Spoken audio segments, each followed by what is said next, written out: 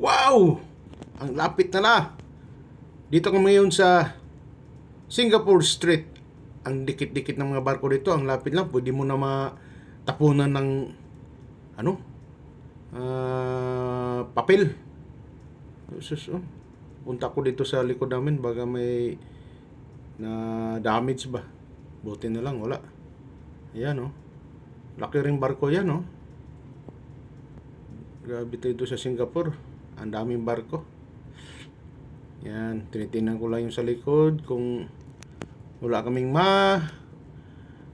sagasaan ng mga barko. Dito pupunta ako sa may rescue boat kasi mamaya-maya ibaba na namin to kasi may re-rescuehin kami. Yan, titingnan ko muna kung anong i-prepare ngayon dito. Prepare ko muna. Ayan, dito na kami, oh.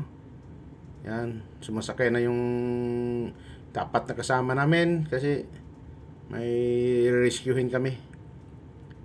Yan sila. So, iluwir na, nakaluwir na papuntang dagat, iluwir na. Yan, oh, yan, oh. Yan. Hop, malapit na sa tubig. Yan, malapit na. Malapit na. Yun. Nakaluwir na sa tubig. Yan, i-release na yan. At maya-maya patatakbuhin na yan. At hahanapin na namin yung nahulog naming may nahulog daw kung anong nahulog. Yan, iikot kami dyan, titingnan namin kung anong nahulog doon sa starboard side. Yan mga kamaklods, busy. Yan, update ko lang kayo mamaya mga kamaklods. Bye bye.